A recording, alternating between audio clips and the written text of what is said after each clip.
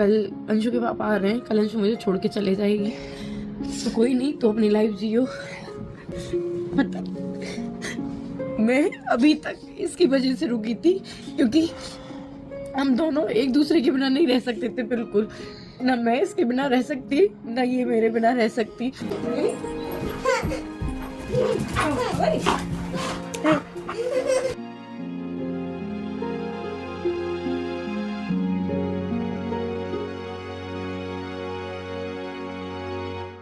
जब से snappy girl का जो वो वीडियो वायरल हुआ है, रिकॉर्डिंग वायरल हुई है, चीज़ें बाहर आई हैं और जब से ये सारी चीज़ें शुरू हुई है ना, तो सोशल मीडिया पे एक बवाल सा मचा पड़ा है। मतलब एक तरीके का सब मिक्स जो है ना, लोगों का परसेप्शन सामने आ रहा है। कोई कुछ कह रहा है, कोई कुछ कह रहा है। जहाँ इतनी यातनाएं, जहाँ इतनी चीज़ें झेलने के बाद उस औरत का साथ लोगों को देना चाहिए, तो वहीं औरतें ही औरतों की दुश्मन बनी बैठी हैं और वहाँ पर उनके खिलाफ वहाँ जा के कमेंट्स कर रही हैं, उल्टे सीधे कमेंट्स कर रही हैं। भाई मैंने अभी एक चैनल देखा और ऐसे ही मेरे चैनल में फीड में आ गया, उस पर व्यूज़ भी अच्छे खासे आए हुए थे, जो कि ये दावा कर रही थी, क्योंकि उन्होंने थंबनेल पे लिखा हुआ था कि मैं हूँ सपना की पड़ोसन और मैं बताऊंगी सच। तो मैंने कहा पता नहीं क्या सच बता रही है भाई, चलो देख लेते हैं। तो वो जो वीडियो थी वो थी उनके सास ससुर के पक्ष में। Hi friends, welcome back to my channel में न्यू है तो चैनल को सब्सक्राइब कर लें और साथ ही साथ बेल आइकन प्रेस कर दें, जिससे कि हमारी आने वाली वीडियो की नोटिफिकेशंस आपको पहले ही मिल जाए। और भी कई सारे ऐसे रिएक्शन चैनल हैं, पॉडकास्टर हैं, बहुत सारे जो है चैनल वाले हैं जो व्लॉग चैनल भी डालते हैं, लेकिन अब सपना के ऊपर भी वीडियोज़ बना रहे हैं। तो बहुत सारे लोगों का ये कहना है कि ये सब एक चाल के तहत हुआ है। मतलब ये जो है यहाँ से हटाया गया है। बहुत सारे लोग जो है सपना को गलत बता रहे हैं और बहुत सारे लोग जो है मतलब एक तरीके से 50-50% हो गया है। बहुत सारे लोग बोल रहे हैं कि सपना गलत है, अब क्यों बोला है इसने आकर, अब ये जब वो नहीं है इस दुनिया में तो क्यों ये रिकॉर्डिंग अब लीक की, ऐसा कौन सा दौर था, अब तक बर्दाश्त कर लिया था, दूसरी भी शादी हो गई थी, दूसरी शादी में प्यार मिल गया था राजवीर जी से, और बताती हुई भी वो जो है नज़र आ रही हो खुद ही कि भाई तुम जो है तुम्हें वहाँ से प्यार मिला है और तुमने अच्छी ज़िंदगी राजवीर जी के साथ 2 साल निकाले हैं। तो उन सारी चीज़ों को, उन यातनाओं को भूल जाते। जब आपने उनको वो ज़िंदगी से इंसान कोई चला जाता है तो माफ़ कर देना चाहिए। तो लोगों का ये भी कहना है, कुछ लोग उसको अच्छी तरीके से कह रहे हैं, कुछ लोग उसको बहुत बुरी तरह से भी कह रहे हैं। तो वहीं कुछ लोग जो है ये भी कह रहे हैं कि कुछ दर्द ऐसे होते हैं जो छुपाए भी नहीं छुपते, या फिर ये कह लो कि उन दर्दों से जब जुड़ी हुई चीज़ें होती है ना, और वो कंटिन्यू आज भी हो रही हैं।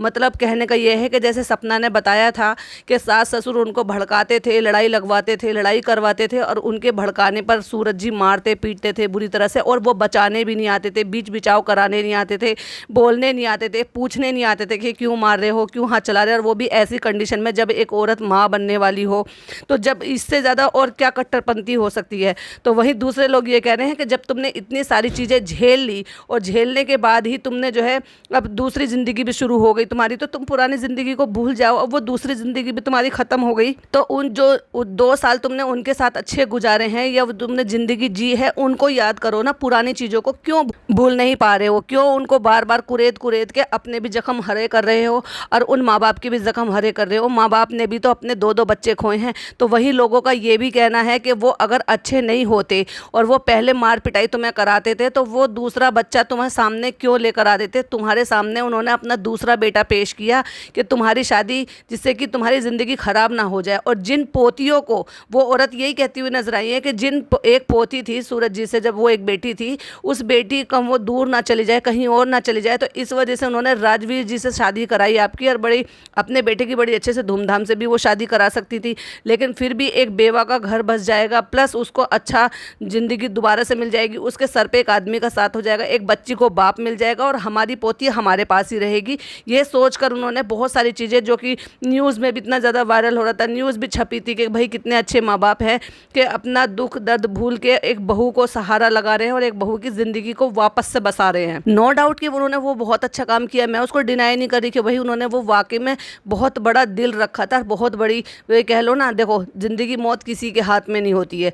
अब जब उस टाइम पर ना जाने कितने लोगों ने 2020 में अपनों को खोया है, मैंने खुद अपनी मदर को खोया है। बहुत सारे लोग ऐसे थे जो अनाथ हो गए, बहुत सारे लोग ऐसी थी जो बेवा हो गई, बहुत सारे लोग ऐसे थे जिनकी वाइफ चली गई, बहुत सारे लोग ऐसे थे जिनके माँ बाप चले गए, बहुत सारे लोग ऐसे थे जिनके बच्चे भी चले गए हैं। तो बहुत बहुत ज़िंदगी उस टाइम में तबाह हुई थी, तो उसमें सपना का क्या दोष था?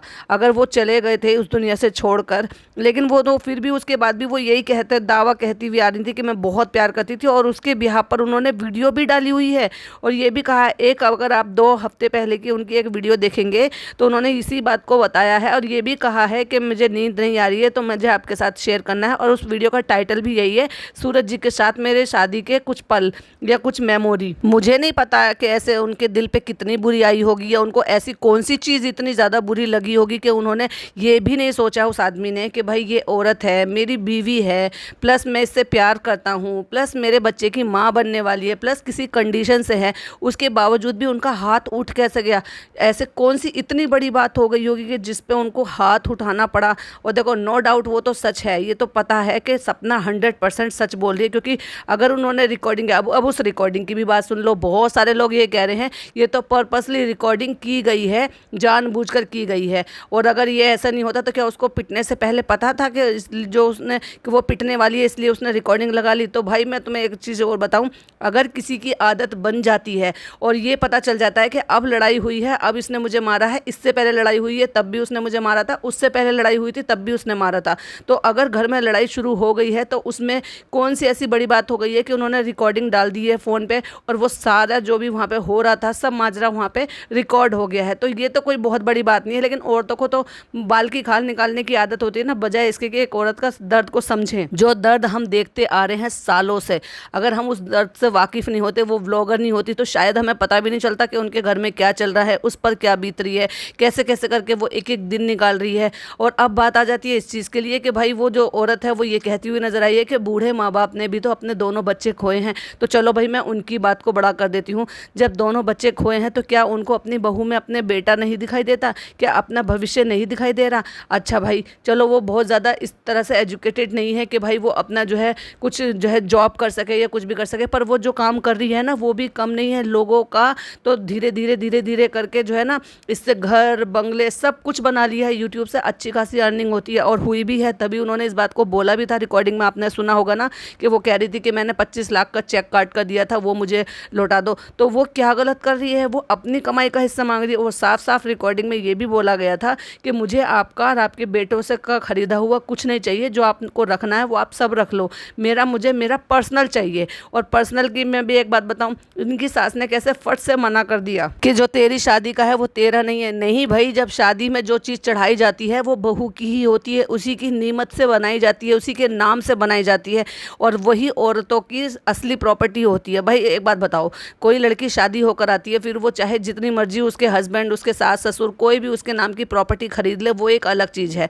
लेकिन एक बात बताओ, जब शादी में जिस नाम से खुशी से उसके लिए जेवर तैयार किया जाता है वो उस लड़की की ही होती है, उसके नाम ही होती है, उसके आड़े टाइम पे काम आने के लिए ही तो माँ बाप भी ज्वेलरी बनाकर अपने बहू बेटों को देते हैं, और माँ बाप भी अपनी बेटियों को भी देते हैं कि भाई ये ऐसे टाइम पर काम आ जाए, क्योंकि लड़कियों की धरोहर होती है, वो ज्वेलरी जो है उसका पूरा हक बनता है उस चीज़ पर। वही सपना ने ये भी, मथुरा वाला घर था, उसकी मेंटेनेंस के लिए वहाँ पे पैसे खर्च किए गए हैं, और वो जो पैसे हैं वो प्लॉट बेच कर आए हैं, और वो जो प्लॉट हैं वो सपना ने खुद से खरीदे हैं अपनी कमाई से। तो जो उनकी कमाई का है, जो उसने खुद कमाया है, और आप खुद ही कह रहे हो ना, अपनी कमाई को और अपने बेटों की कमाई को तो आप उसको दे नहीं रहे, जबकि उसका पूरा राइट बनता है। भाई मैं आपको एक सिंगल सी बात बताती हूँ, अगर एक औरत बेवा हो जाती है और उसके पास कोई औलाद नहीं होती है तो वो को राइट भी नहीं बनता उसका किसी भी चीज़ के लिए कि वो हक उठाए, या हाँ अगर सास ससुर ससुराल वाले उसको अपनी मर्जी से वहाँ पर रखें और अपनी मर्जी से उसको हिस्सा दे दे अनटिल वो कहीं और भी शादी कर रही है, तो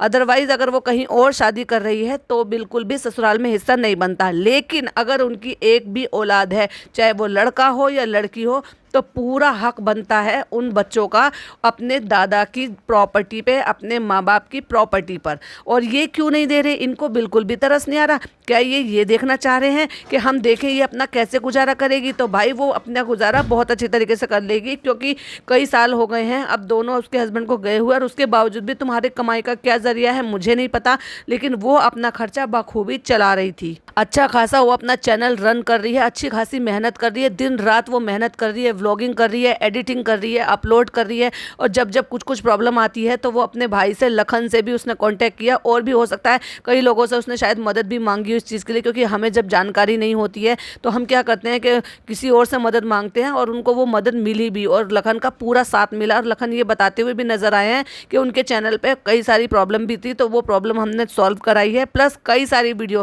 क्योंकि जब रोने धोने की, मरने की, इन तरह की चीज़ों की बातें जब करते हैं ना, तो वहाँ पे यूट्यूब उसको ऑलरेडी रोक देता है मोनेटाइजेशन से, या फिर येलो डॉलर का साइन आ जाता है, जिसकी वजह से उनको पूरा का पूरा उनको वो भी नहीं मिलता डॉलर का, इनका पूरा रिवेन्यू भी नहीं बनता। रिवेन्यू जो है वो कट जाता है, कुछ जगह पे दिखाई जाती है, कुछ जगह पे ऐड लगती है, कुछ जगह पे ऐड नहीं लगती है। तो ये भी एक रीज़न है कि वो इस तरह का वो चैनल है। अच्छा भाई, लखन ये बताते हुए नज़र आए हैं कि उसको धन दौलत तो कुछ नहीं चाहिए, और उसको वाकई में पैसे लालच से किसी चीज़ से प्यार नहीं है। तो मैं इस बात को भी कहूँगी, होना चाहिए अपने लिए ना सही, लेकिन अपनी बच्चियों के भविष्य के लिए। क्या उनके माँ बाप ने, मतलब सॉरी, उन बच्चियों के पापा ने क्या कुछ नहीं किया होगा अपनी बच्चियों के लिए? क्या वो कुछ नहीं चाहेंगे? वो ये नहीं चाहेंगे कि मेरी बच्चियों को अच्छा भविष्य मिले, अच्छी स्कूलिंग मिले, अपने पैरों पे खड़े हों, और वो भी अपना जो है सक्षम हो, अच्छा खाना पीना, स्कूलिंग, ये सब कुछ उनकी हो सके?